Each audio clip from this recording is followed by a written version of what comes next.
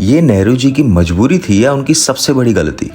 भारत की 3.5 करोड़ हेक्टेयर जमीन, लगभग पाकिस्तान जितनी, सिर्फ एक घास की वजह से बेकार हो चुकी है, जिसे गाजर घास या कांग्रेस घास कहते हैं। तो क्या है ये घास? ये आई कहां से और इसे कांग्रेस ग्रास क्यों कहते हैं? तो बात है 1950s की। भारत का फूड प्रोडक्शन कम था, आबादी तेजी से बढ़ रही थी और बार बार फसल बर्बाद हो रही थी, जिसकी वजह से भारत में जबरदस्त फूड शॉर्टेज थी। इसके चलते पंडित नेहरू ने यूएस से मदद मांगी, जो कि उस वक्त दुनिया का सबसे बड़ा गेहूं का एक्सपोर्टर था।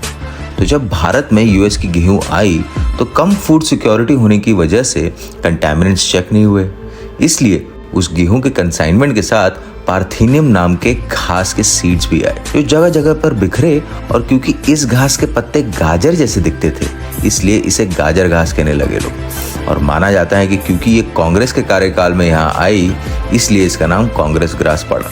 एक घास इतनी खराब है कि एक बार जहाँ उगी तो वहाँ कुछ और नहीं उग सकता, और गलती से अगर जानवर खा लें तो वो दूध कम देने लगते हैं, और तो और इंसानों में भी एस्थमा, स्किन एलर्जीज और रेस्पिरेटरी प्रॉब्लम्स होने लगते हैं। और ये आपको ऑल ओवर इंडिया देखेंगे।